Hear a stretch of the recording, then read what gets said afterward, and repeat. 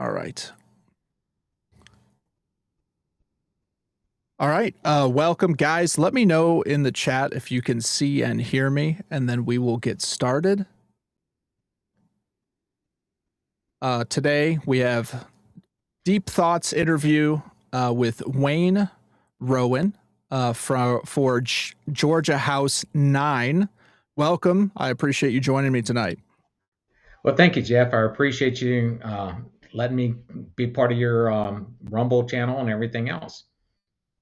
No, that's great. I wanted this to be kind of, not super formal, and really just want people to be able to open this stream and kind of get to know you, the person, Sure. and why you got involved in politics to begin with, and then maybe they can make a more informed decision, about your particular race. And I'd love to plug you anywhere that you're to be followed, and and when people can vote for you, that sort of thing. So go ahead. Well, I've been a political junkie pretty much my whole life.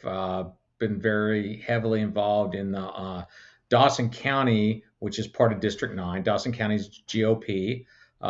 District 9 is both Lumpkin County, Dawson County, and a little sliver of White County, basically the town of Cleveland towards Lumpkin County or Dahlonega.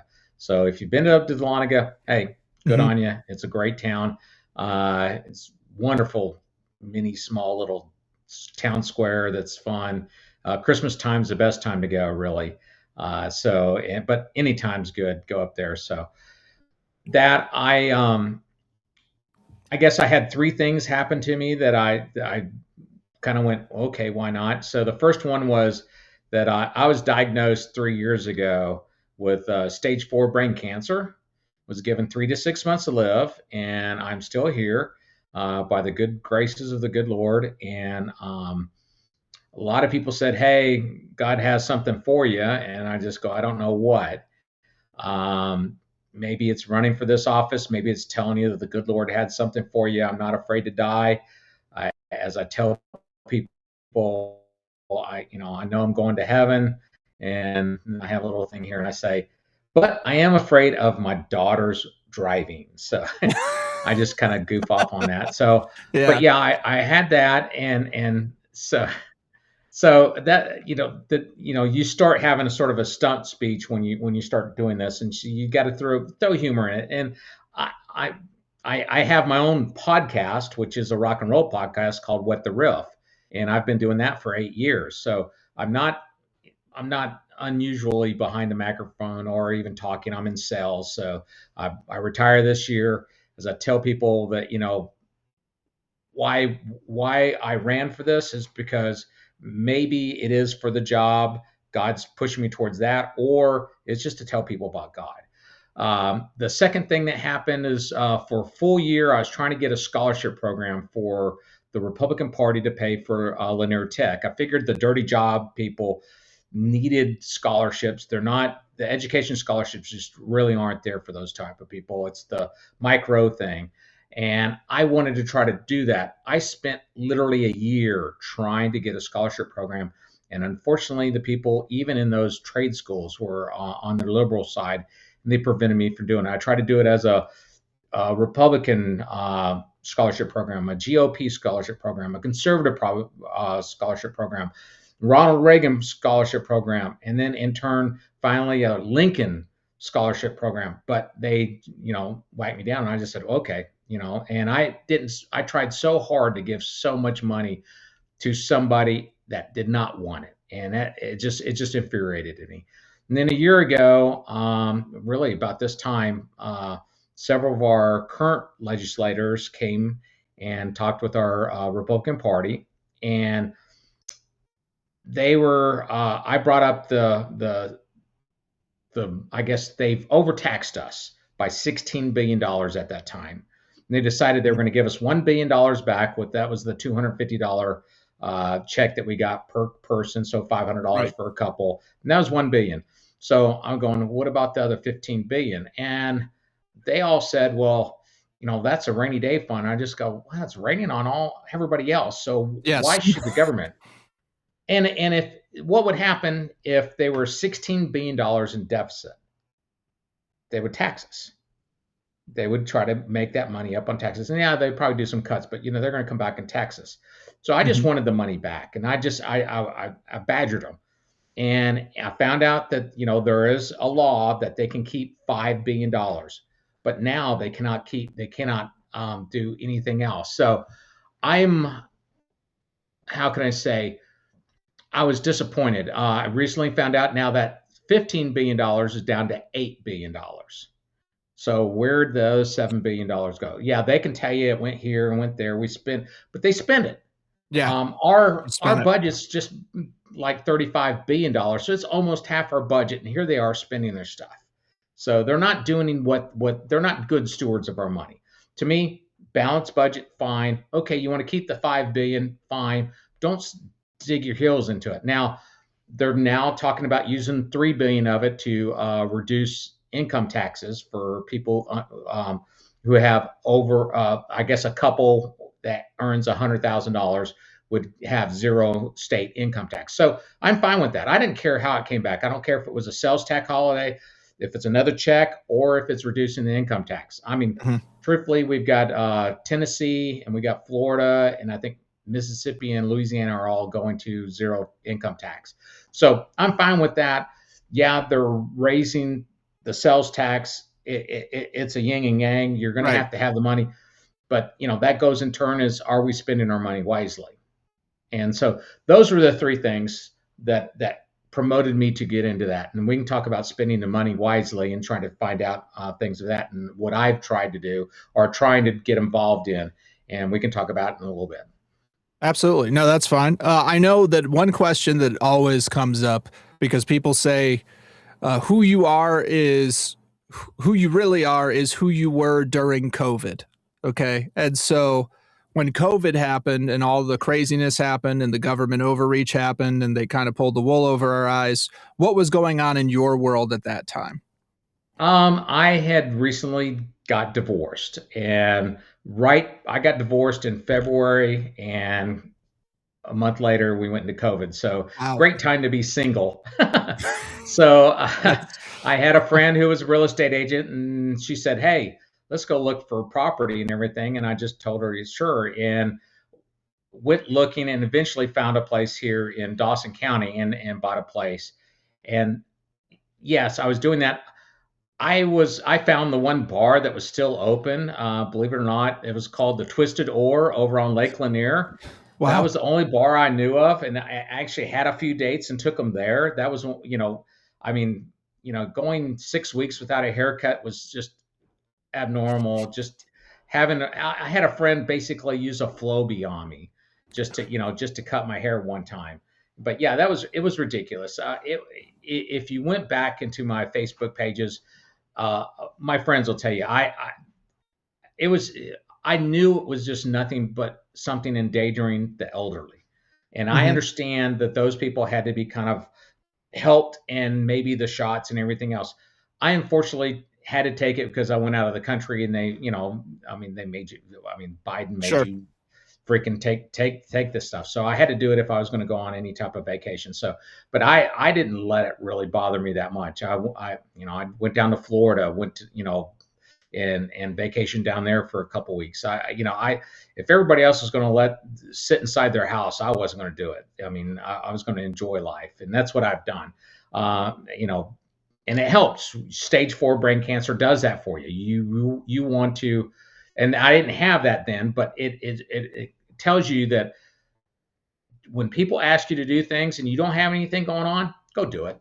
Just be with your friends, do something. Don't say, "Oh, I can use the sleep" or whatever else. To heck with it. Just go out. I'm not talking about going out and drinking and partying and everything. I'm just talking about if someone goes, "Hey, we're having a football watch party." Why not? Go see it. And so that's the thing I got and what I was doing during COVID. Fair enough. Okay. No, that's great. I know I have 5 kids and I don't want to make it all about me, but the youngest two hadn't been born yet. They weren't even a thing yet, but we had a 6 month old, which was our son before the twins.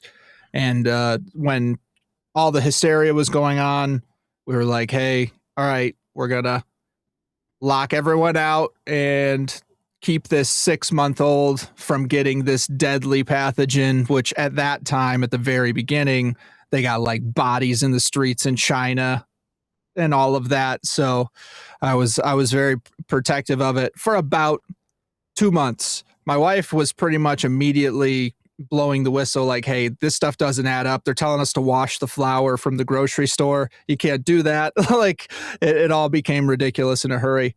And then slowly we saw it building towards that 2020 election.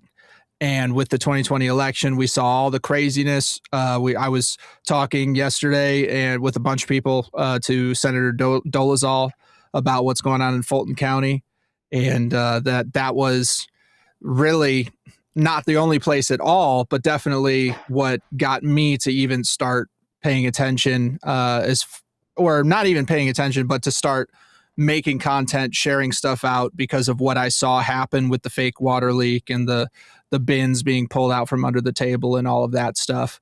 So I don't know how bad, if it is, the systems up where you are representing, but how is your view on election integrity and maybe anything that you would be trying to put in place or improve or whatever?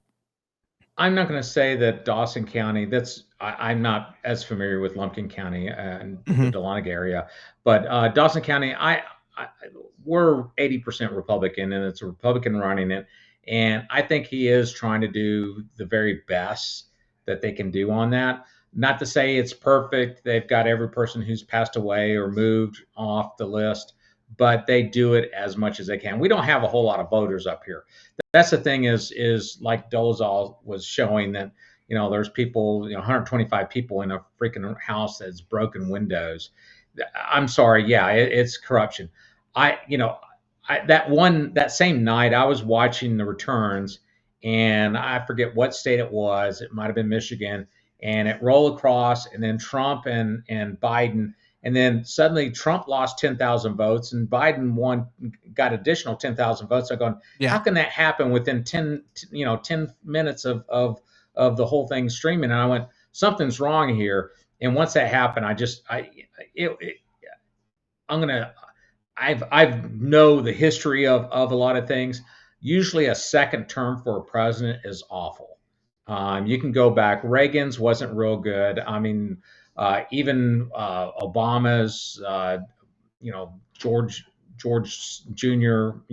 All those have been awful. So, in turn, it was almost a blessing. I did not like the 4 years. The 4 years were just horrendous. Just the media onslaught and stuff was a big problem, and they were all part of the corruption that was going on. We were bashed to believing whatever they wanted to believe. If it's a trans issue, I mean, the whole thing with children is ridiculous. Whatever you want to do, I'm more libertarian on some of these things. If you want to do whatever you want to do to your body, do it. If you're an adult, not to children. Children, I mean, you're abusing children. I mean, I'm sorry, a 10-year-old believes in Santa Claus. So yeah, if they want to believe they're a boy or a girl from their normal gender, then sure, I understand that that is a pretend thing, and we all pretended when we were kids. When you're an adult, sure, it may be some sort of middle thing, but if you're not harming or using anything that I have to pay for, then fine, go ahead, do it. I mean, have Sure. let your freak flag fly if you want to. Yeah. Yeah, it's very funny because I feel like I'm very libertarian on a lot of social issues, like something like that. But then because of my kids, I'm a lot more conservative in the household. So within the household, it's very conservative in how I treat things regarding the kids. But then outside, like you said, if you're a grown adult, consenting adult, and you want to dress however and do whatever to yourself, go Yeah. for it.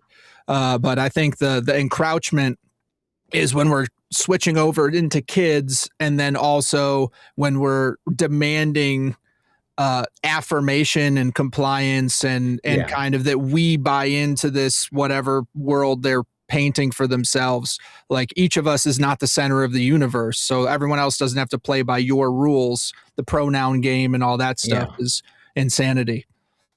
Well, you will be made to accept us, and I'm sorry, people like to be around people they want to be around. And I'm around people my age because I enjoy being around people my age. I can relate to them a lot easier.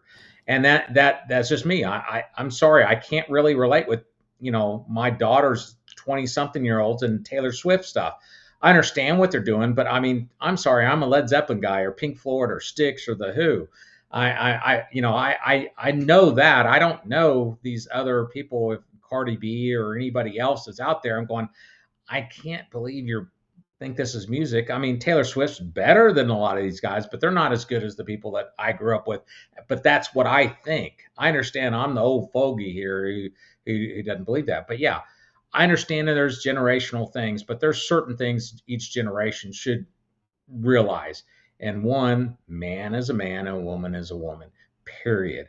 You may feel that you're in a wrong body, but that is a mental issue with you. That is not, something that you have to make people accept you. And that's unfortunate now that they've, now, having a third bathroom in places now are designed so they can go in that. I left.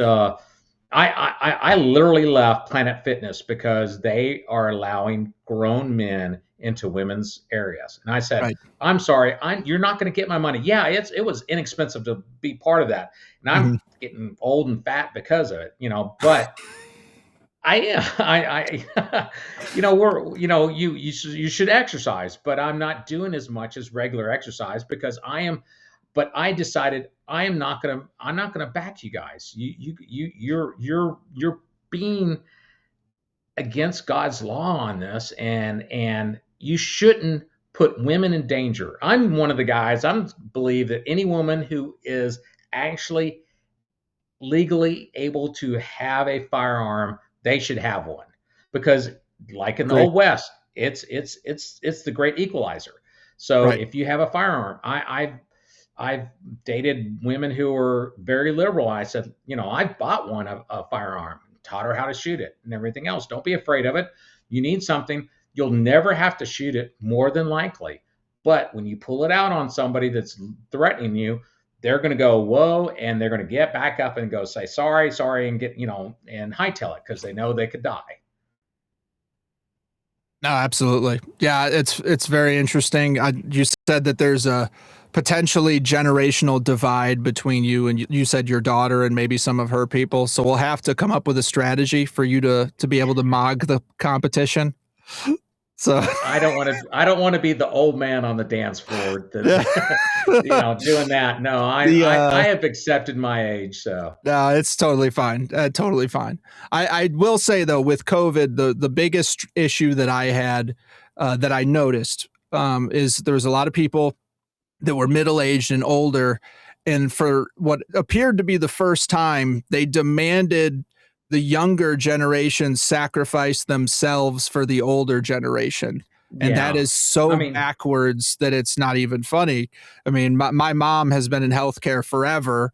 And I remembered when I was a young boy, she was talking on the phone with somebody about one of her favorite patients dying the night before. And yeah, she told me already that the patient died, and she said she died of old age. And then when she was on the phone with someone else, she said that she died from renal failure. And then I remember being a kid, I was like, Mom, like, why'd you lie to me? You said she died of old age. And she said, and so then she explained to me, nobody actually dies of old age. You just get older and more feeble. And then eventually yeah, something leads to something which kills you. And it could even be a cold, and that stuck with me for the rest of my life. And then when yeah, COVID happened, I was like, look, this is taking out people on average that are older than life expectancy.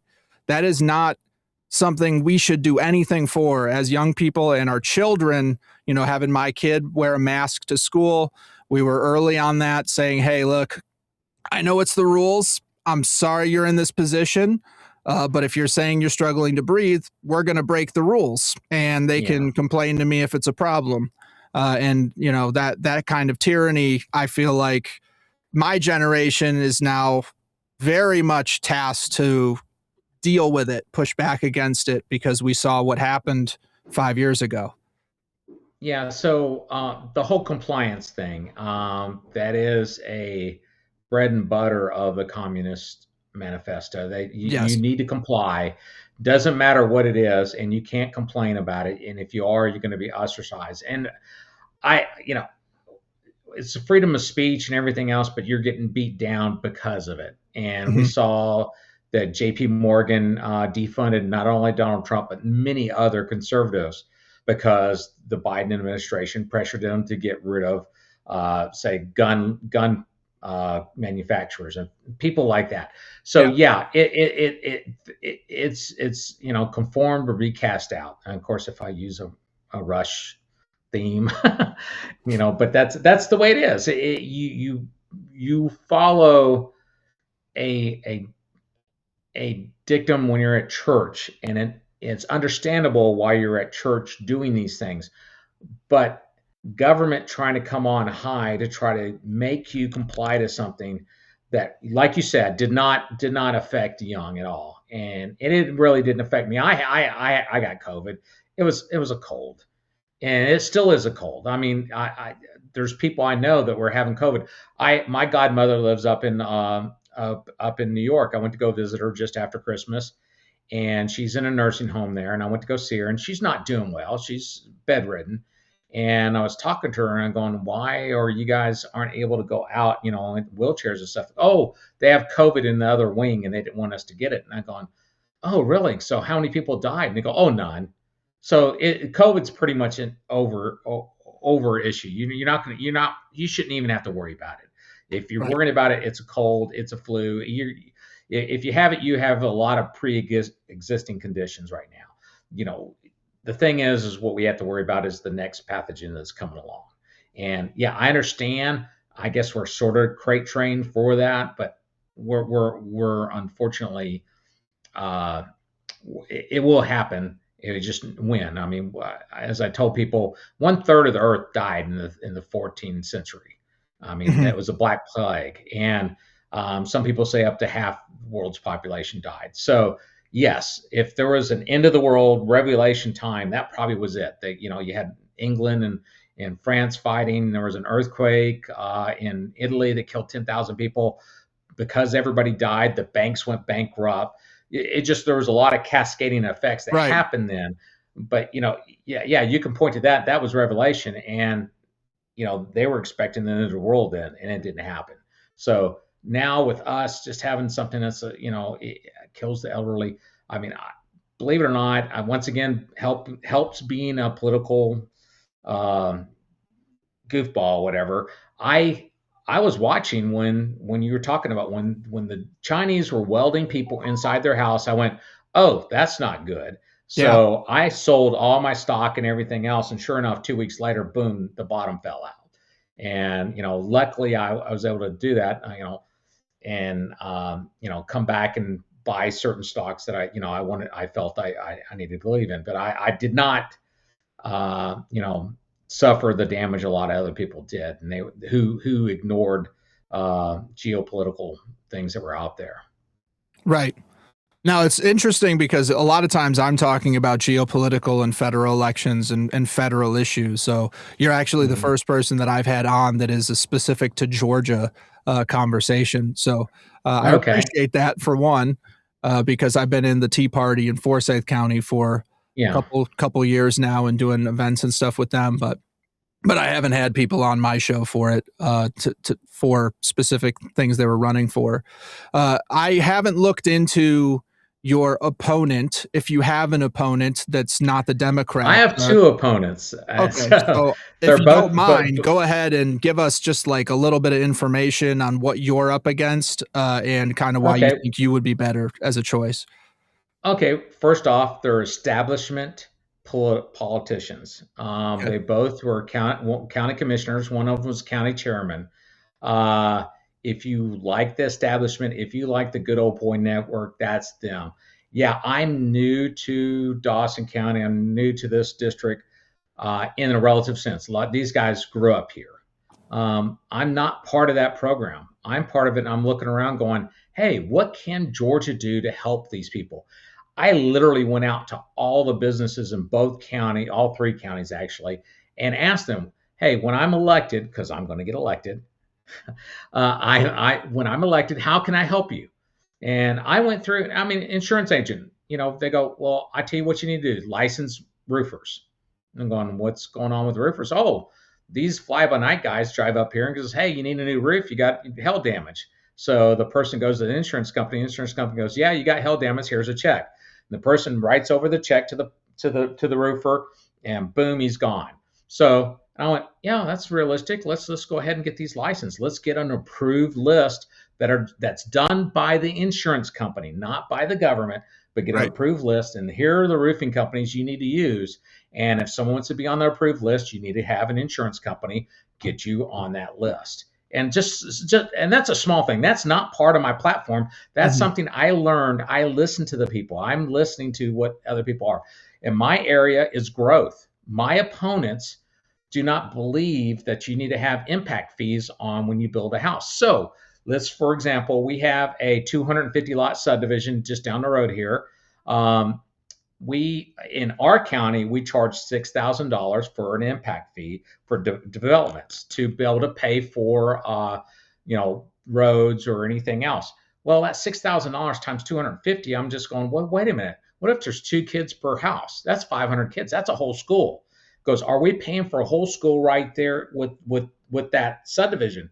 And obviously it's not. And I'm going, well, who has to pay for that? Well, guess who? It's all the other taxpayers in the county. So you've moved that entire area. They're not paying their share of what's needed for that. The roads, all right, let's say that $6,000 helps the roads. What about the rest of it? And then I started going around finding out, what my opponents do. My opponents don't even believe in having impact fees. I'm just going, what are you talking about? I went to one of our county commissioners going, why aren't you raising it? And he goes, we can't.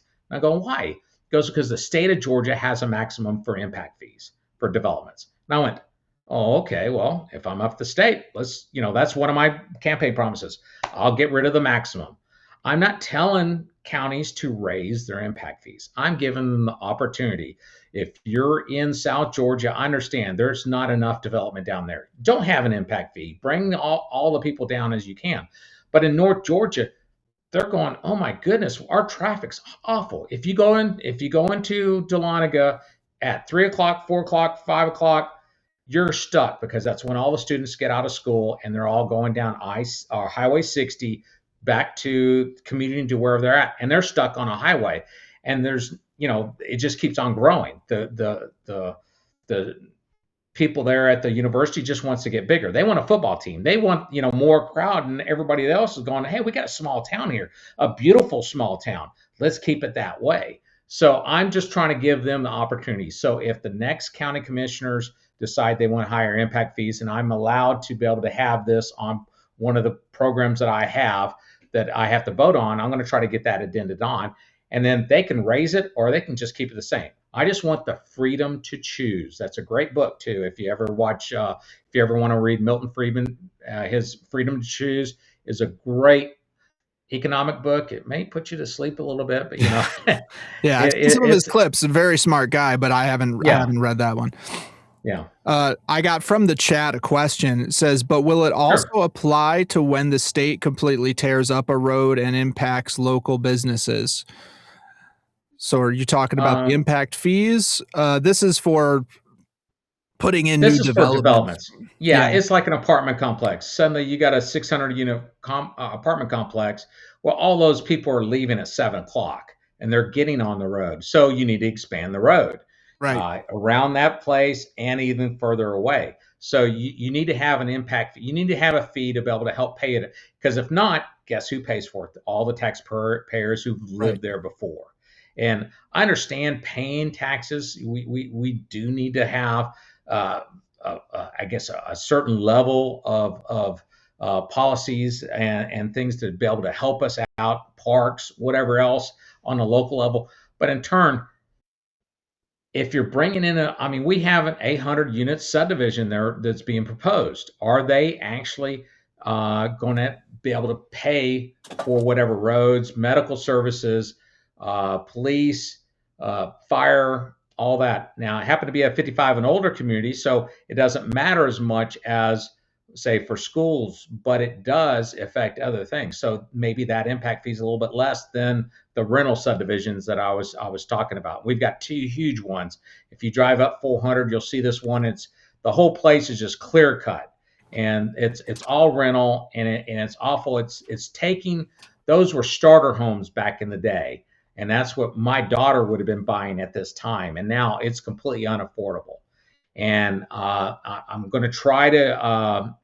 Greg Dolezal said something. I met him and listened to him talk, and he wanted to freeze the value of your property for income tax purposes right now, and whatever value it is until it's sold, it stays at that value. So that way, that county commissioner, if they want to raise taxes, they no longer just increase the value of your house and going, here, you pay these extra taxes. No, they're going to actually have to vote and put the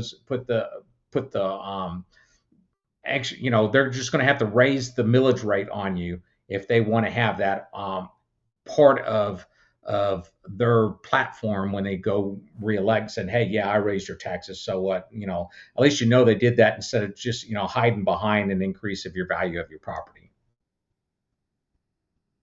Excellent.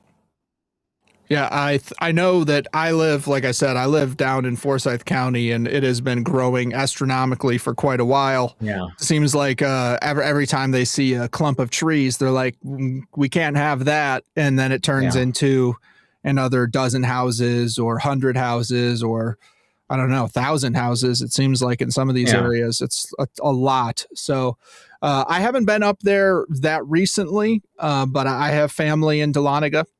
So I've definitely been up there a little bit. I have a bunch of people who've gone to UG North Georgia UNG College. Yeah, UNG. So in that area, you said you're Dawson, Lumpkin, and what was the third? White County. That's White County. up near Helen, but it's not too Helen. It's south of 129 and west of 129. Basically, there's some jumbling. I don't know why they did it that way, but they've got to pull populations, and unfortunately, we're not as big as counties as Forsyth. I assume there's several different people from the state house there, and truthfully, everybody in Dawson County says, hey, don't make Dawson County Forsyth County, and the people people in Lumpkin County say, hey, don't make Lumpkin County Dawson County. So we all kind of look and going, that's our future. And unfortunately, we've got that outlet mall there, and it's fortunate too, but it brings a lot of people up here. And that's another thing with Lumpkin is it's a tourist destination, so they're going to have a lot more traffic on weekends coming up there. It's crowded up there on the weekends. It's horrendous in Christmas, but it's fun. It's a nice atmosphere, and so there's damned if you do, damned if you don't. So I got a second chance at this with the brain cancer going away. I'm in immunotherapy. I do those drugs. That's the same type of drugs that people who had AIDS or HIV, now you don't hear them passing away anymore, because these immunotherapies have, as they were autoimmune deficient, now they actually have, it builds your own system to fight the diseases. And luckily, this form of cancer was able to be fought with it. And so, I'll always be on it.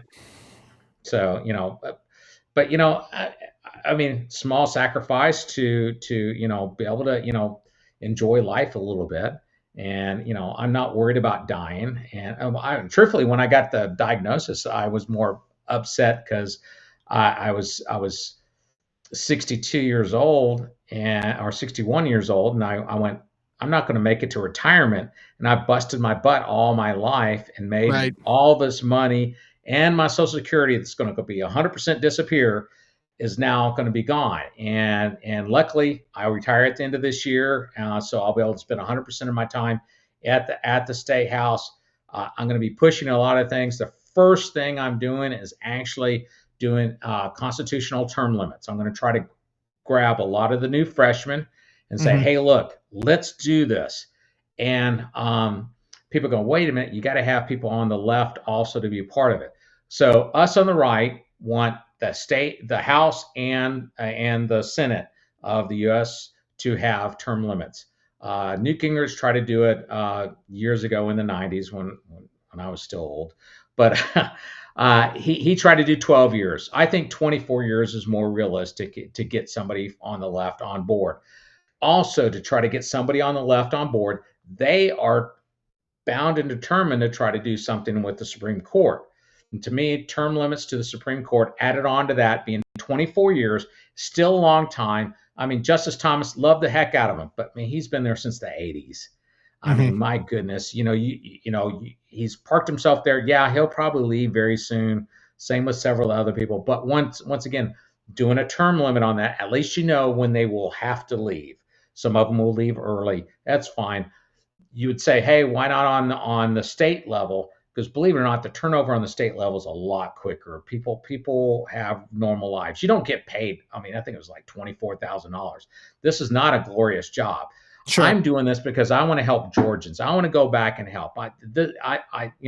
Politics has been one of these passions that I've had, and I was like, okay, try to do that. And term limits is one of them. I mean, I want to be a good steward of their money. I've been in talks with Doge Georgia. Believe it or not, there's a Yep. Doge Georgia, and I've been in talks with them. I want them to audit our books and see, okay, where's the waste at? I want a whistleblower program. Hey, if you know fraud that's going on with Georgia's money, goes, okay, we're gonna split, say, whatever year's savings that you have with you.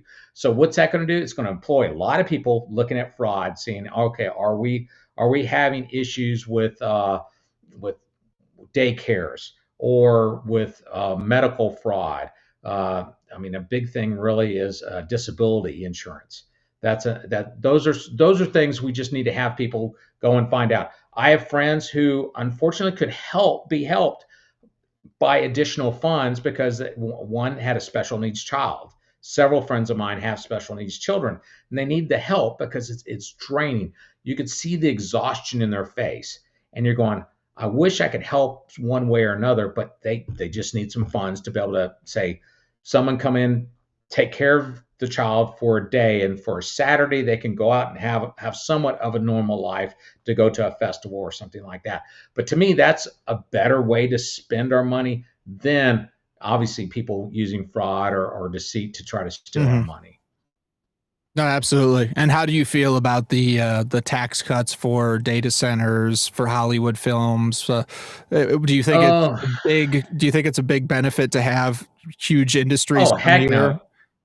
Data centers are what? Computers in a big giant office. That's it. Hmm. They probably got one or two engineers in there, and that's it.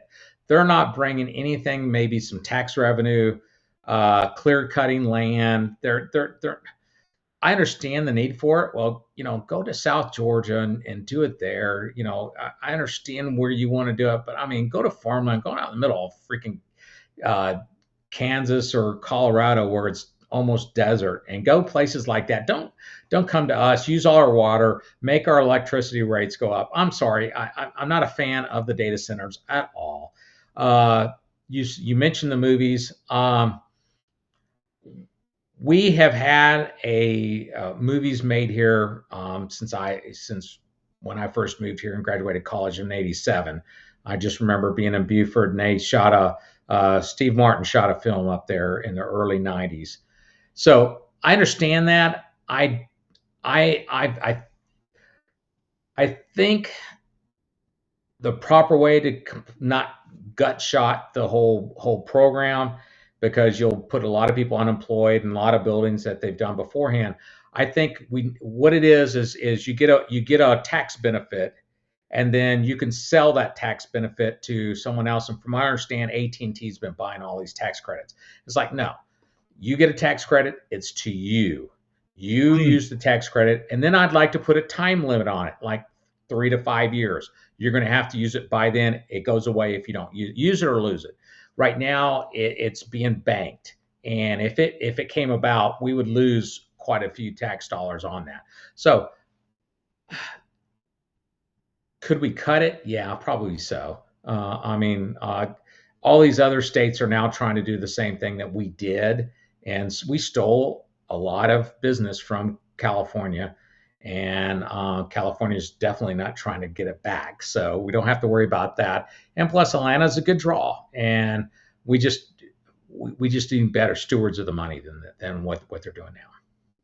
Okay. I tried to frame that in a little bit of a deceptive way, and I think you answered it really well. So thank you. I can't stand the idea of the data centers. They're using way too much power. There's not really hardly any employees at all. The toxic nature of Hollywood and all that comes with that is really just not overall good for the culture. And I think because of the way they do what they do with the credits, it's not really a giant win for us. In my opinion. More than likely, I mean, more than likely, the two are going to cancel out one or the other. So more than likely, the data centers, the AI stuff is tremendous. What they're able to do now from what they were doing 2 to 3 years ago. I have a good friend. Correct. Was early on in this and was showing another friend of mine who's in advertising, and the guy just freaked out because going, this is doing in 2 to 3 minutes what I was doing for hours. Mm-hmm. And this was just pictures at the time. Of course, you had the 6-finger kids and stuff like that, but that was, you're able to kind of work those out. But now some of the things that have done, I don't know if you saw the Brad Pitt and Tom Cruise fight that they did. Actually, I can pull that up in a moment, and I'll play it so people understand where we're getting at. But no, it does not look exactly like them. And no, the talking is not exactly like them. But 100 years from now, you're going to look at that and going, well, that could have been something that happened. And there's several other, I saw a longer clip that came out of China, and that was pretty wild. And they got a cease and desist on that too. But they're trying to they're putting the finger in the dam, and it's going to explode on Hollywood. And yeah, I don't know what it's going to affect us on the end of that. I still think there's going to be actual tactile stuff. That's the reason why I'm one of those Lord of the Ring geeks. That's the reason why the Lord of the Rings looks so good is they used models, they used actual real people and everything else. And everybody who knows J.R.R. Tolkien, The Hobbit was another book, and they used almost all CGI, and it looked like crap. And a lot later. Yeah, exactly. It looked worse than it was, 10, 15 years before. And those movies were actually tremendous. Yeah, and so I did want to play this clip because it's like 15 seconds, but just for the audience, if there's people that are your future constituents, this is not real. So this is important, that this is just somebody who put prompts into a machine and it spit this out, okay? You killed Jeffrey Epstein, you animal! He was a good man! He knew too much about our Russia operations. He had to die, and now you die too. Okay. Now I do not amazing. endorse the message. Epstein was not a good man, and also I hold my reservations about Russia. Yeah. But it's very, very much, holy cow. You saw 3 years ago what AI was doing, and then you see that, and Hollywood is freaking out because dorks like me can just think up something, and then AI will do it almost as good as the recent Marvel universe has been putting stuff out. That's dangerous for them. And it's on their own fault. They started the AI. They went out and did all the AI. I assume that that was a ad. I just had a follow alert. Yeah, it was just a follow alert. Okay. All right. I didn't know. But yeah, it's amazing. If you're a storyteller, if you have something to say, now you can put it in these AI prompts and you can design something. I'm waiting for the next cable channel that's going to be all AI. That's the next thing. And I mean, who knows? There may be an Oscar for the best AI movie. Who knows? I doubt it, but there's going to be something of that sort.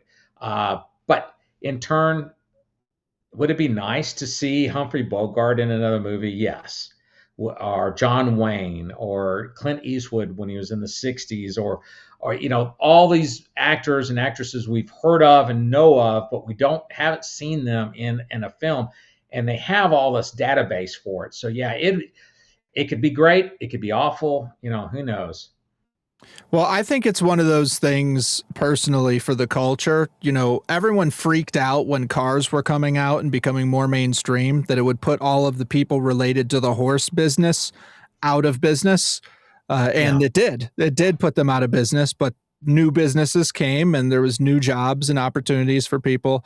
And I think that the film industry, a lot of the arts, especially, they're way too full of themselves on how important their job is in society.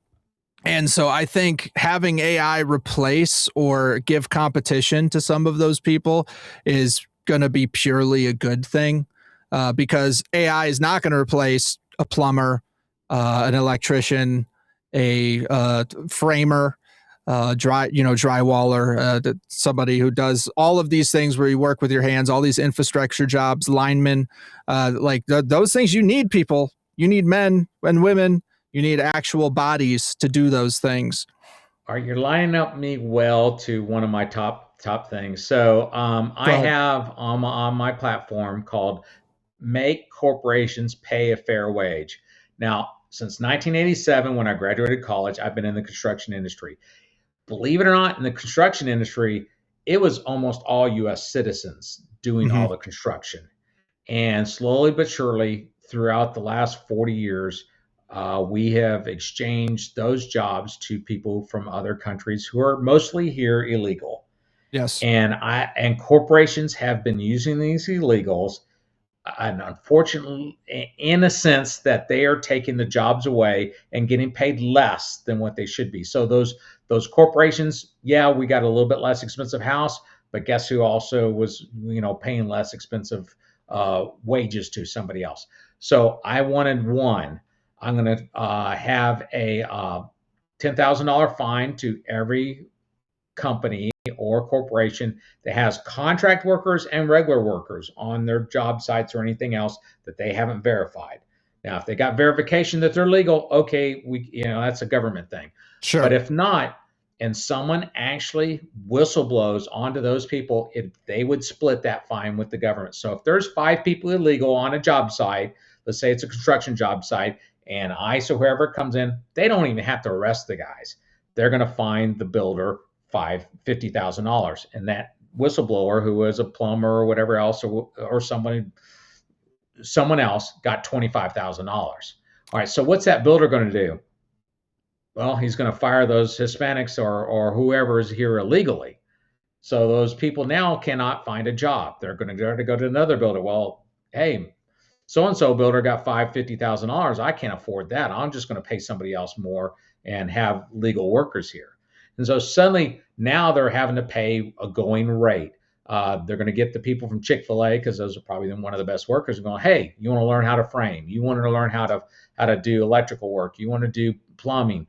Whatever else. Now suddenly you're going to have to train these people. Yeah, there's going to be a crunch time for about a year, but once those people are trained and they're paid what they going rate should be, instead of getting paid $15 an hour, it's probably $30, maybe $40 an hour.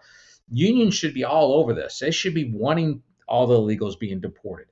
But guess what? You can't deport them all, but you can let them all self-deport, because what's going to happen if they don't have a job? They can't live here. So now they're going to move. And guess what's going to happen to those rental houses? They're going to have to drop the rental price. And so we're going to actually make out on our housing one. Well, someone goes, well, heck, I'm just going to sell the house. Well, great. That's what I started. I started out a $24,000 house in Beaufort, Georgia, when I first moved here, when I bought a house.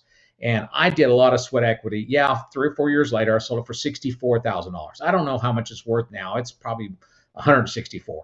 But in turn, it is, you don't have that opportunity anymore to do sweat equity on a house. Yeah. So now that happens. So guess what happens to all the money that illegals make right now? What do they do with their money? They send it back to their home. Yeah, they send it back to their home countries. Their actual home. What would happen now? All these people who are U.S. citizens in Georgia that are earning their money, where is all their money going? stays in Georgia. It's going to be saved. It's going to be invested, or it's going to be spent here in Georgia.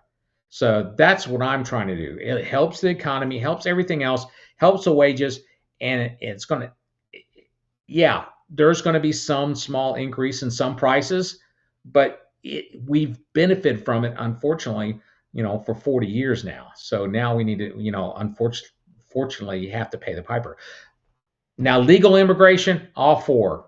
Let the government do that. However way the federal government wants to bring people in, I can't affect that in a state sense. But I am for legal immigration because we can vet those people. Right now, all these illegals aren't vetted. We have no idea who they are, what they are. I mean, only way I can tell is if they got a freaking teardrop next to their eye, just know that they have murdered somebody.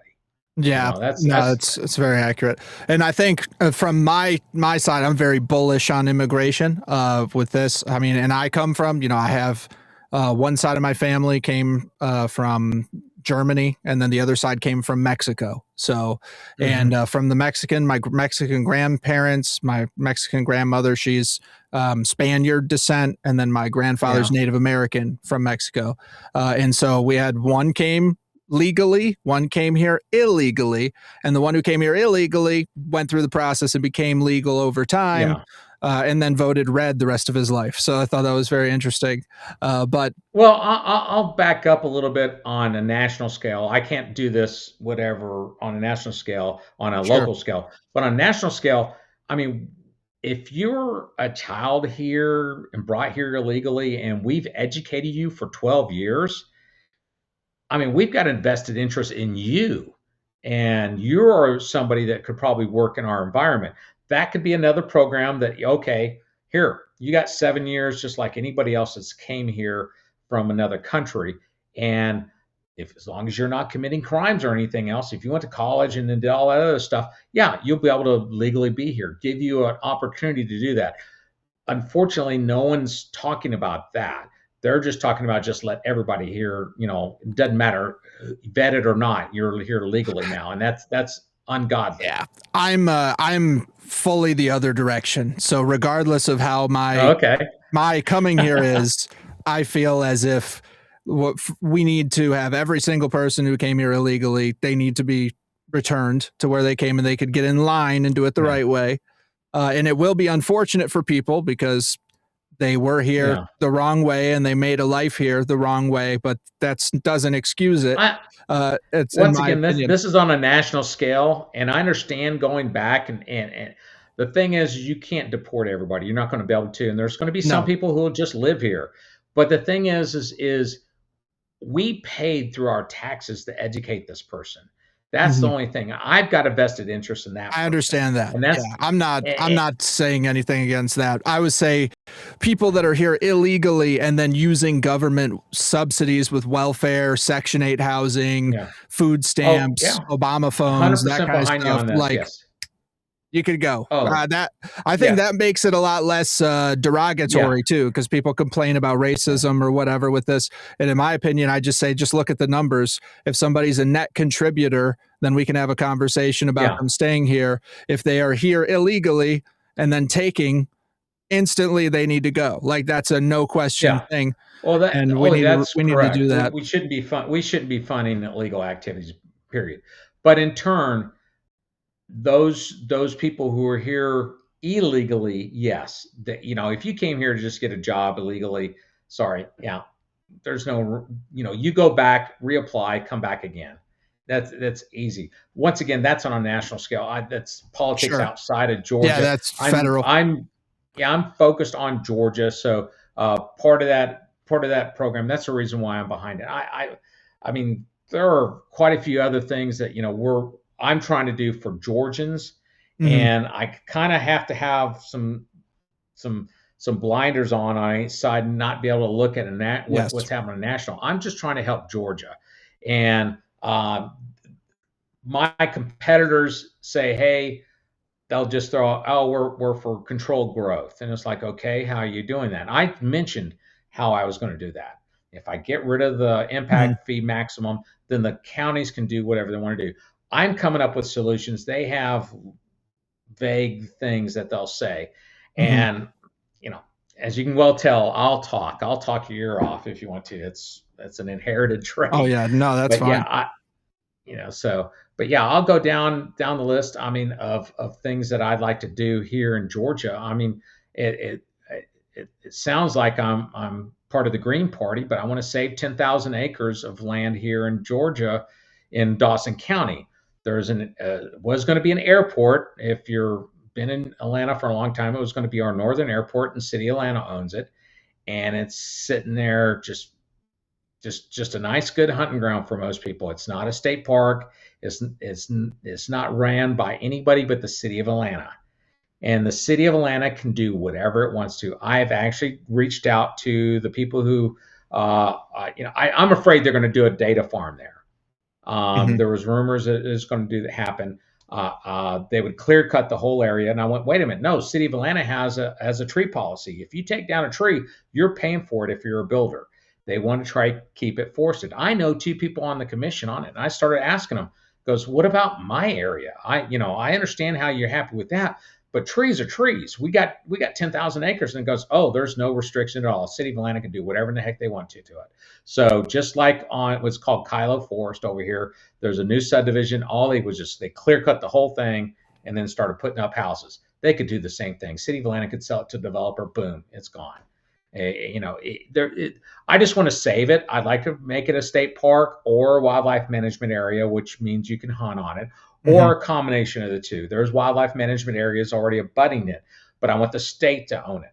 Right now, the City of Atlanta is balking at letting us purchase the land as state. There's funds to buy it, and they don't want to let it go. And to me, I'm just going, well, City of Atlanta, you have one airport already. You don't need to have a second airport. There's a such thing called eminent domain, and you would do that to anybody else. If there was a park or something that you wanted to have in the City of Atlanta and you really wanted to have it, yes, it's for the greater good. Well, this is for the greater good of Georgia. We just do not want it developed. And we're once again trying not to be developed like the other counties. I came from Gwinnett County. I lived there for 20 something years. And from 20 years, it went from, I think it was maybe 200,000 people to over 1 million. And Wow. It is crowded. I mean, the interstate just kept on getting expanded, and it's still bumper to bumper traffic through there. So yeah, it's awful. And I don't want my area to be like that. It's bad enough 400 through our town. We have 5 red lights, and it seems like they're mismatched, and you hit one, you hit the next one, and you hit the next one. So, there can be things that the DOT can help us out at.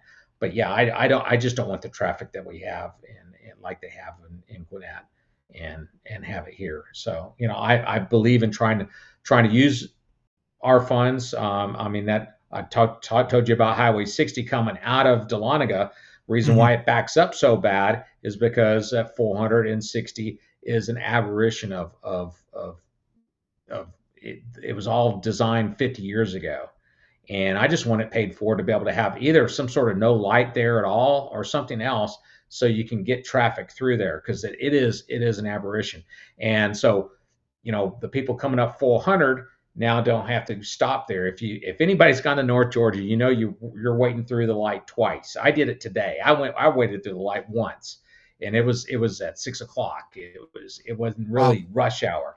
But I sat there when I was when I went to Dahlonega today, and it was like that. And I just wanted to go, if we can get it smooth, you can get people through the towns, you can get it through, and it'd be a lot safer for everybody also.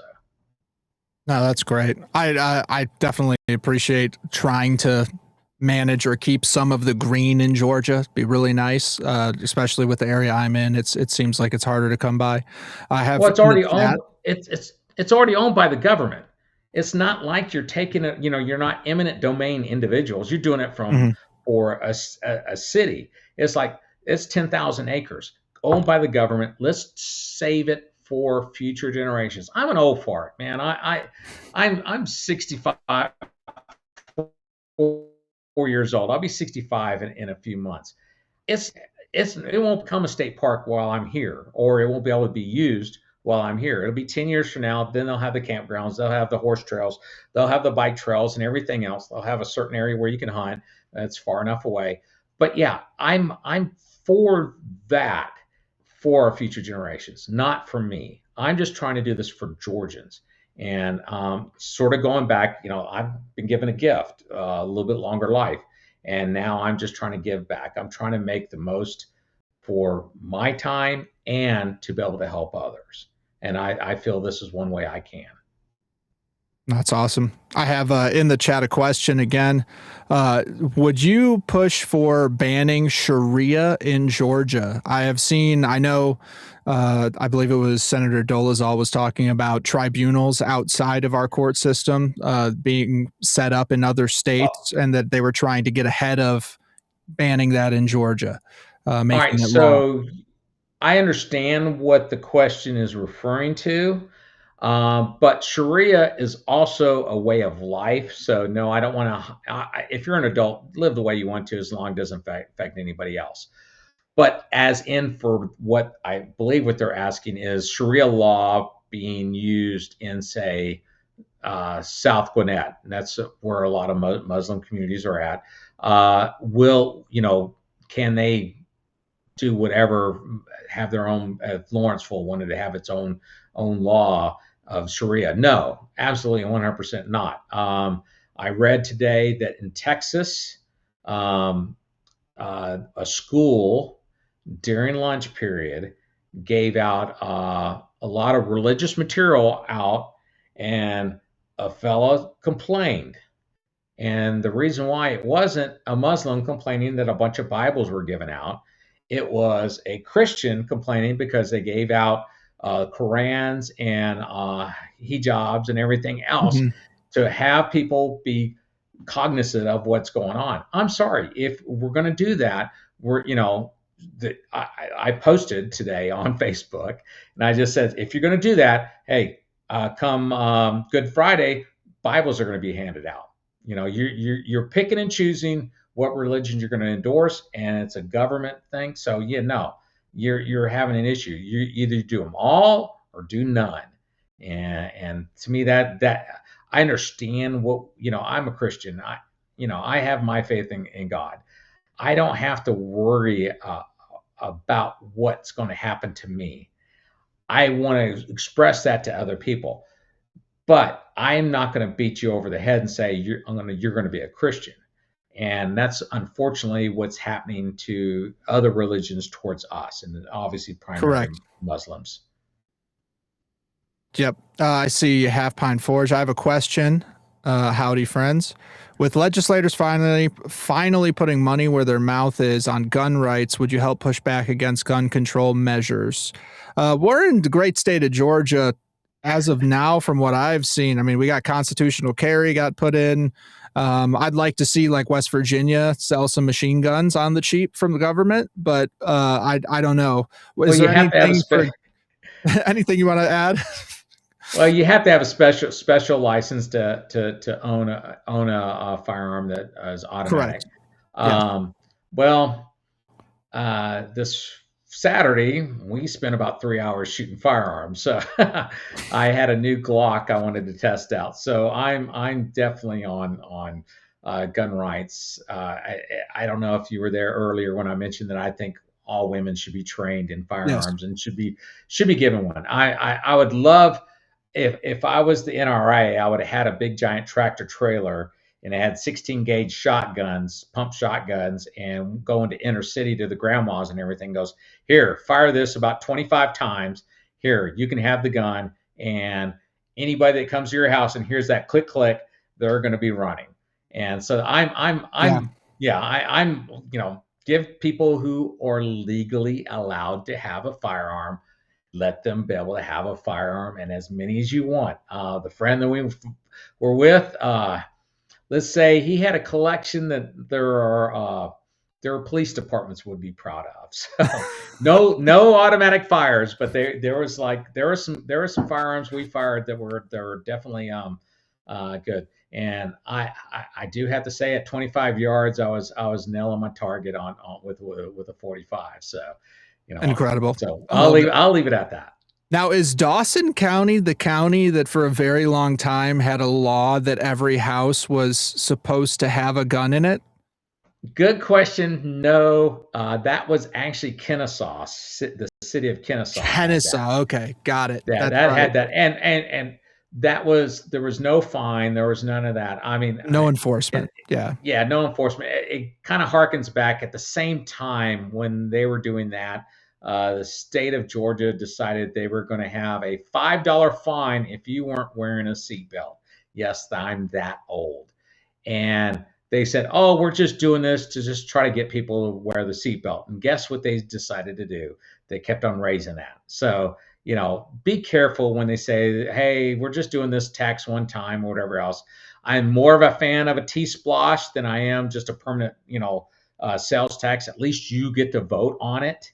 Mhm. Or T-splosh or splosh. Our T-splosh, we have both here in our county. We're 8%, so we have a regular splosh, and then we have a T-splosh for roads that are not county roads, or not are not. I'm sorry, state roads, and that has to be partnered with state funds. So if you we have if you in Forsyth, you have the same thing. We're starting to get really happy with our roundabouts. So, if you want to come North Georgia and you want to have fun going in circles, come on over, because you can pick and choose your circle to do donuts in, I guess, or whatever.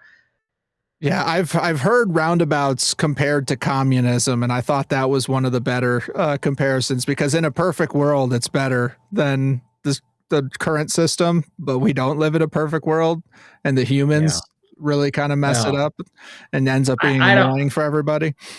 I don't see that in roundabouts. There are needed in just if you just usual stop sign area, and it's not going to grow much further. I mean, I've been to the world's largest roundabout, and it's in downtown Paris, France, and it has a big arch in the middle. And believe it or not, people drive it for fun. And you just have to learn how to merge and where you go. And if you're going to the three-quarters away around, you got to swing to the inside and swing your belts out. But it, you know, I it, yeah, we saw some people that are having fun partying there. So, but yeah, roundabouts are fine. They're not communists. I don't know where I've never heard that, but It was just saying it's like the system of communism yeah, compared to yeah, capitalism, where people yeah, like, if you frame it a certain way, it's way, way better, but in reality, it hardly yeah. does ever works out to Oh, be of course. significantly better. All right. Now you were saying, and I have to do this. It's a couple minutes, but you're saying that you are proposing for almost like an ICE undercover type of situation where So you it'd could be a split the whistleblower. bounty. What's this? Yeah, let's Yes, hear it. yeah, yeah. You can call it bounty hunter or whatever else. But yes, the thing is I want a whistleblower program on people that have fraud. So if you're able to find it, I mean, yeah, snitches get stitches type thing. Bull crap. It's our money. It's or it's the illegals taking jobs that Americans do. I mean, I mean, I'm one of these ones that's just livid. I am livid that the state of Georgia has not gone through, and all the places where tractor trailers are going through and they have to be weighed, the weigh stations, that they're not checking for people who are illegally here. Yeah. To me, we should not have illegals doing truckers. I post every time, I go, at Teamsters, this is your job. You're losing to an illegal. This is Mhm. your problem. And now it's becoming our problem because they're killing us on the road or having accidents or just doing just absolutely crazy things. So I have issues with things of that sort. So yeah, I want those illegals out of here too. They're absolutely doing 100% jobs that Americans would do, and now they're pricing those Americans out of the system. And those trucking companies or whoever else is using them are abusing the situation, and they should be punished. They should be fined. Like I said, $10,000 per person. I mean, that woman down in, to me, it irks the hell out of me. We gave Hyundai $2.2 billion in tax credits to hire Americans at their facilities. And during the entire construction, what we do, we found out 475 of them were here illegally. Now, half those were Koreans who came over on vacation permits, not work permits. They came over on vacation permits and overstayed, and they became, they were engineers that were trying to teach the people how to do it. Well, I can't help it that Hyundai didn't want to go and get a work visas for these people. Now, when the woman who turned those people in, she would have gotten over almost $3 million because of that. And Hyundai would have been fined $6 million. So to me, that would have been a good chunk. And guess what Hyundai is going to start doing? They're not going to hire illegals for anything they have on their job site. I totally agree. Yeah, well, sorry. Go on. That's all right. I'll keep on going. Yeah, no, well, it's funny because I posted a video last month, and in the spirit of exactly what you're talking about, and it's called ICE Undercover Unit. And so I'm going to play this for you. Sure. And hang on, let me pop this, make sure that you can see it. I think that you'll have I have to get my old man glasses on too, so. All right, let me see if can crank this. I'm gonna try to make it so it's where you can see it. There we go. I think like it. All right, here we go. Sir, you have a message from the president. Thank you. Play it, please. This is Donald Trump with a message for Jeff D. I want you to join ICE. There is a substantial signing bonus. No way. You're not Jeff D. You're whoever you need to be. You're not American. Become the fool. Probably the most effective American spy of World War II, and she managed to do that with one leg. You are everyone. You are no one. Get the intel. Call it in. You have a country to save. Become a master of disguise. You will be able to act like another person, to feel like another person.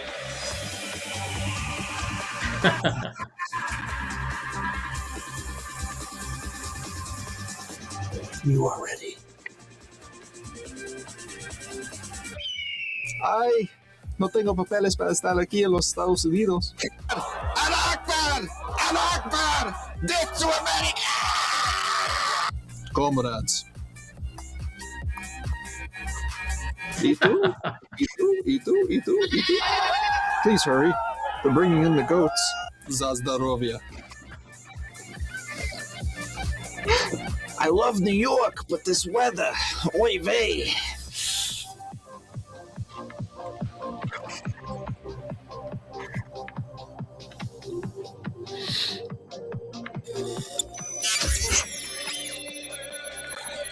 I hate ice. I hate ice.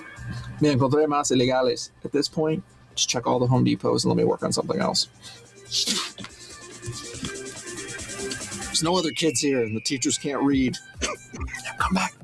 Come back in like an hour. Or two. Guys, we gotta figure out how to deport them too. We should have stayed home. I knew you could do it. Jeff? Jeffrey. Yeah. I said, do you want some bread? Yeah, that'd be great. What were you thinking about? Nothing. Oh, thank God, I'm back to coffee. It wasn't nothing.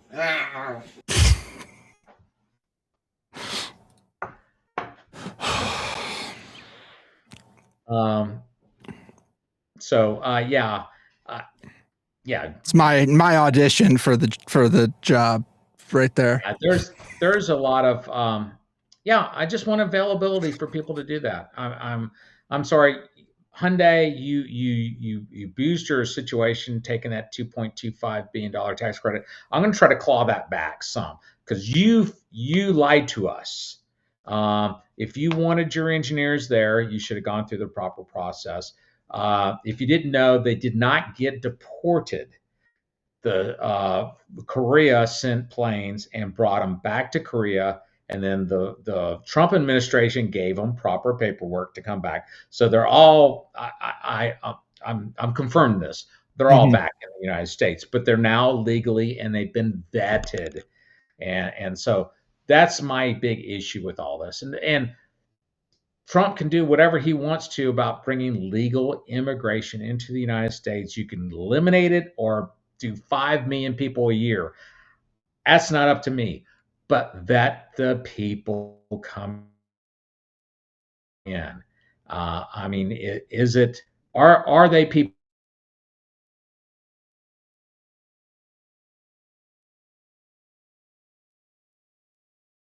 There's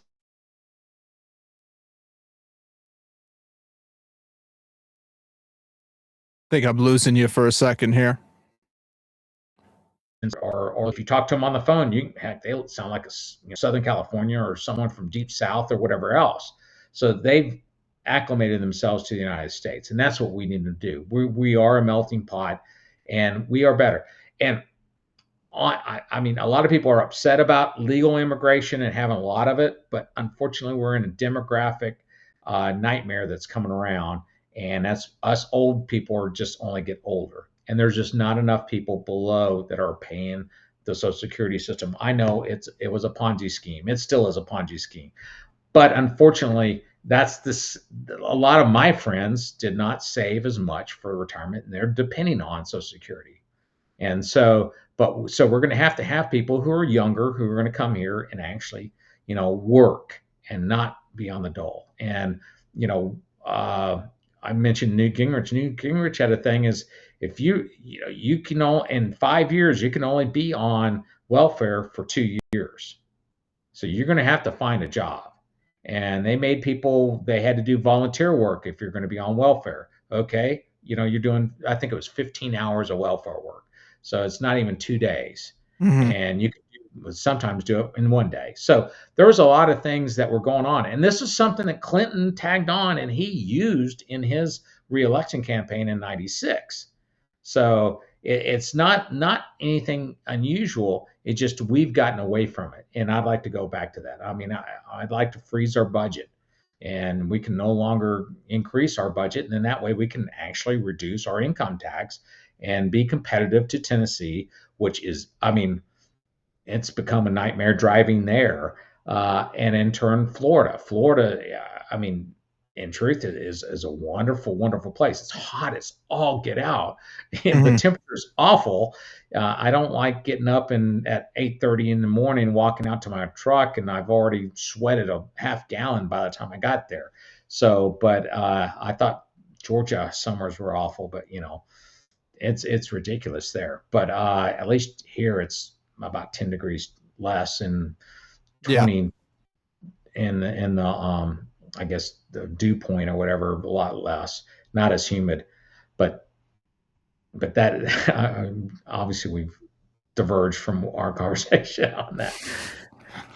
Yeah, no, that's totally fine. I just wanted to see, was there anything else specific that you wanted to talk about with your other opponents or with the local politics that you feel like you could work to strengthen or change that's pressing? Oh, actually, before that, I heard somebody was trying to push for the emissions test in Forsyth County to be removed because they said Dawson didn't have it and there's really virtually no difference.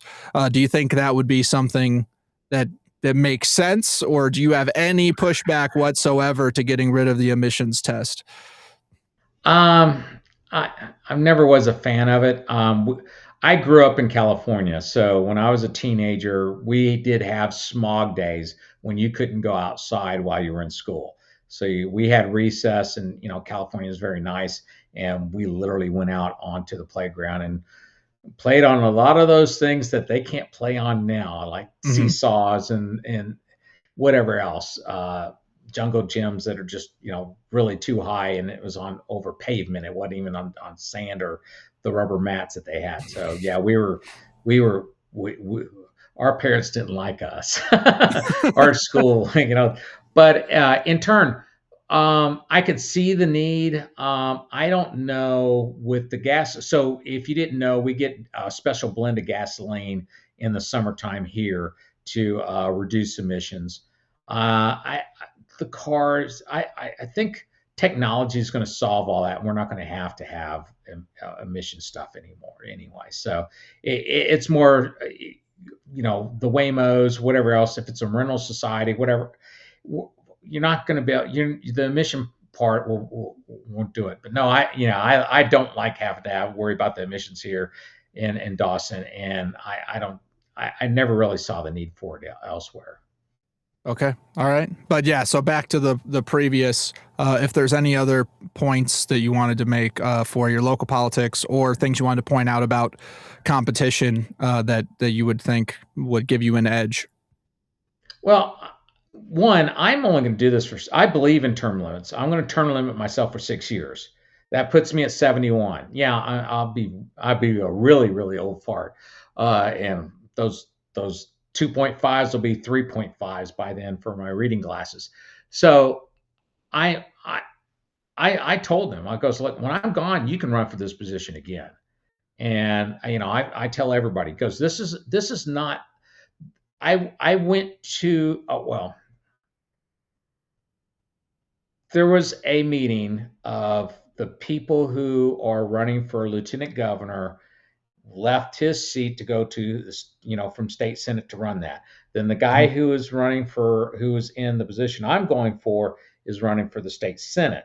And then the county chairman was then at the same meeting to run for the position I'm running against. And I'm just going, no, I'm sorry, dog. You're not just going to be inheriting this. This is not because you've lived here all your life and you've been with this, he's been a county chairman for 14 years. And it's like, our county chairman, and not the chairman, but county commissioner for 14 years and chair for several more. This is not inherited. This is a seat for the 6th district, for the people of the 6th district. It's not inherited by the mayor or the county commissioners or anybody else. This is something open for all. I'm not beholden to anybody. I'm not asking for money. I'll take your money. I'll take all the money you want to give me. It's not going to change my influence at all. There's a lot of people out there that think they can buy their way into this, and I'll self-fund because, like I told you, I didn't figure I'd make it to retirement either. Hopefully I can make it to 71, but I should. But I want to let this known as this is an office not for just one individual. And I'm not going to be a back burner when I get up there. I as you can well tell, I'll talk your freaking ear off. I'm not going to be shut up. I'm going to be a big mouth. I'm going to be the Donald Trump type up there. I think they call it a pudding stick. I don't know if you know what that is or whatever, but that's an old term. And that is a person who, or that is a stick that the person who would take the bedpans from the house, and they would go out to the outhouse, and they would use this thing. They called it a pudding stick, and push the debris into that. And so the whole idea is a pudding stick is used to stir it up and make it stink. And I'll be glad to do it. I'm going to stir it up and make it stink. I'm going to fight for taxpayers. I'm going to fight for Georgians. Some of the stuff actually does deal with Dawson and Lumpkin County, like I told you about 400 and the roads and Dawson Forest. Yes, I'm going to try to do that, but the things that I want to do for Dawson County is going to be good for the rest of Georgia.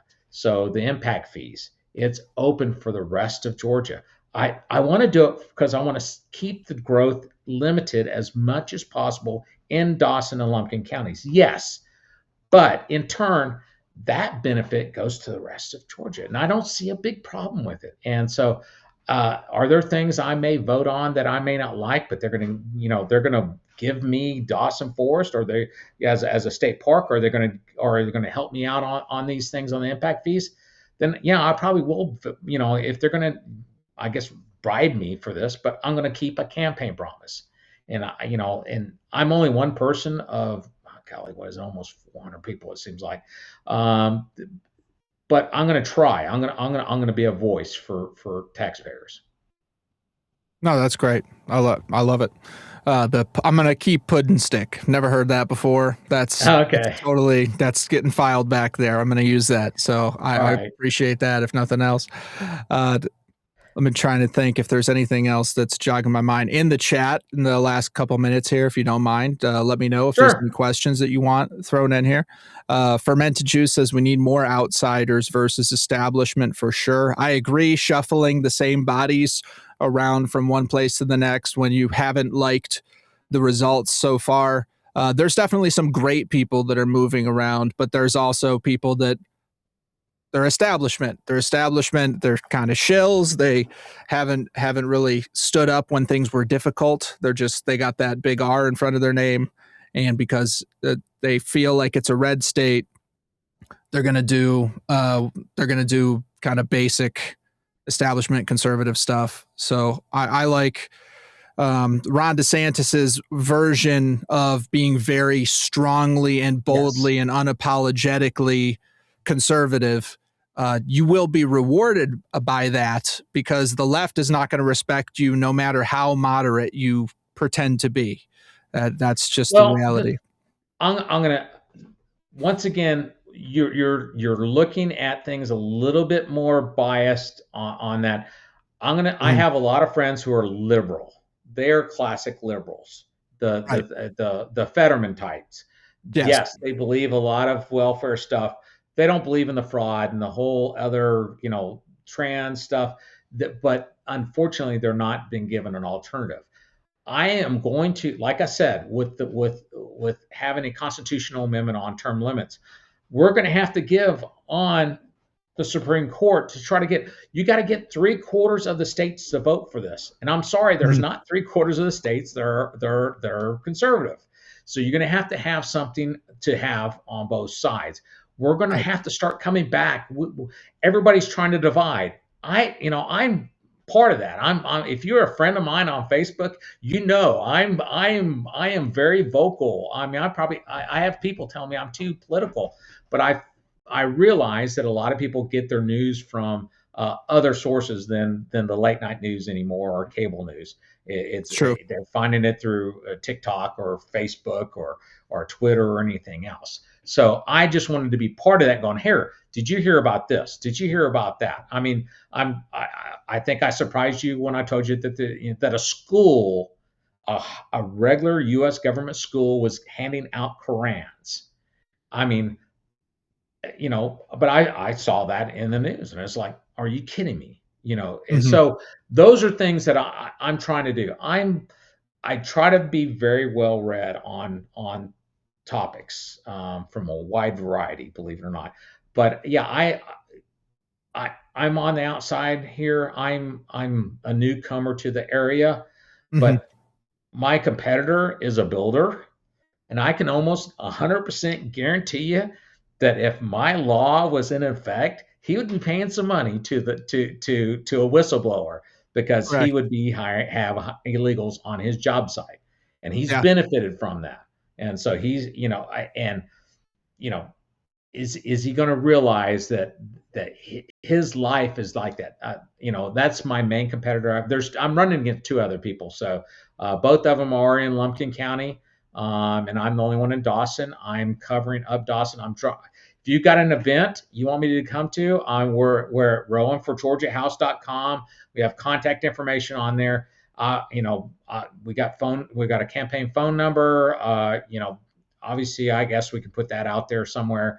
But we're glad to have you if you want to volunteer. If you're up in this area, put a sign out.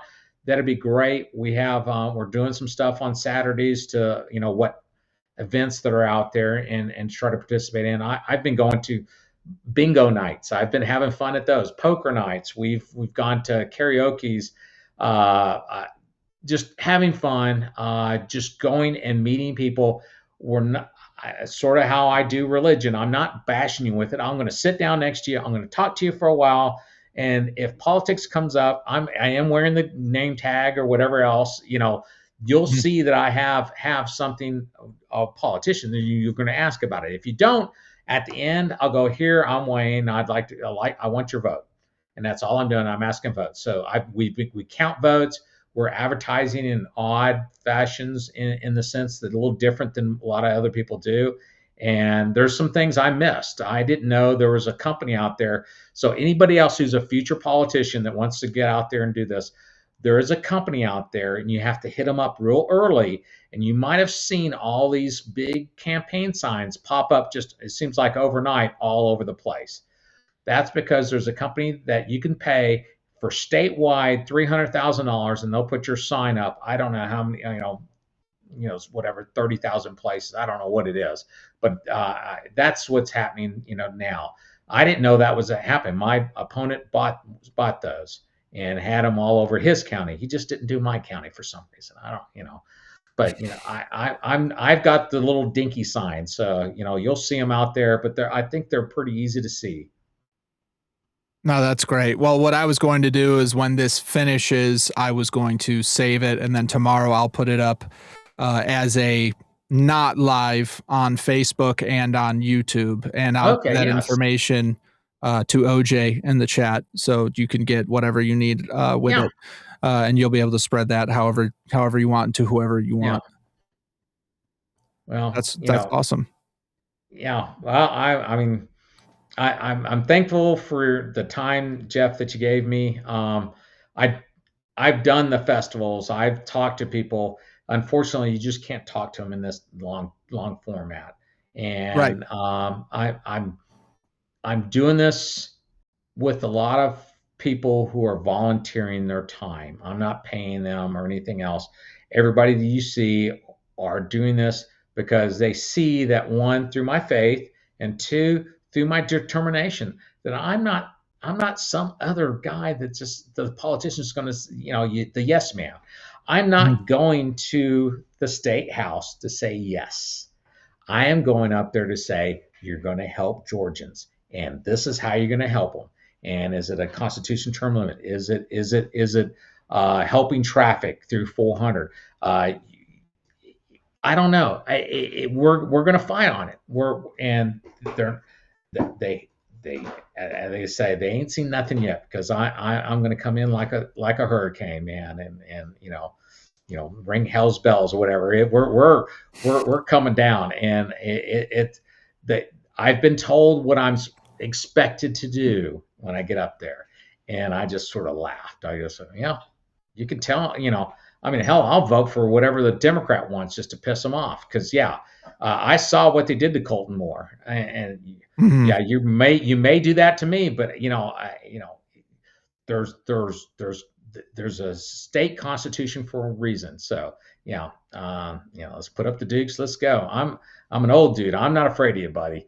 There's nothing you can say. Now, you talked about Greg Dolezal and Blake Tillery are both running for lieutenant governor.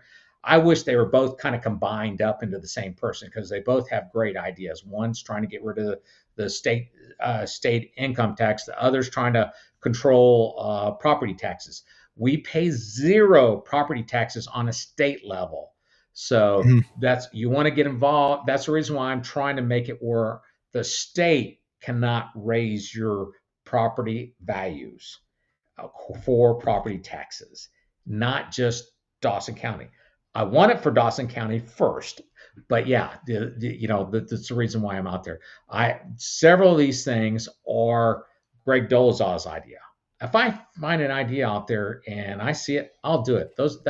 That real estate, the insurance agent said, hey, we need to have these people who are fly-by-night roofers to be licensed. Then okay, that's an easy one. We can do that. I'm not for licensing stuff like that, but if it's causing problems, if people are harmed from this financially, because if you get a check from the insurance company, guess what? You have to fulfill what the contract said. You're going to have to put a new roof on there, even though the guy took off with your money. Suddenly, you're coming out of your own pocket to pay for your own roof. So, I want to protect Georgians, and that's what I'm going to do. Oh, that's amazing. Awesome. Well, I really appreciate you coming on. OJ, if you don't mind, at the end of this, if you would comment the links for anything attached to Wayne, donations and websites and all that, I will then copy that comment and I'll paste that in the description on the videos that I make for it later on. And that'll be great. Cap says, if I could, I'm missing part of my roof right now. Well, I appreciate you watching. If you leave a like, it'll boost it in the algorithm. That will do. That'll do. Definitely appreciate it. And then when is the vote going for your? Oh, it's May 19th is the actual day of election. We get about 3 weeks before that to be able to do early voting. Early voting is like from 8 to 5, but on election day it's 7 to 7. So okay. I already got plans on what to do all 3 of those weeks. And guess what? I'm not taking a vacation to go to Florida.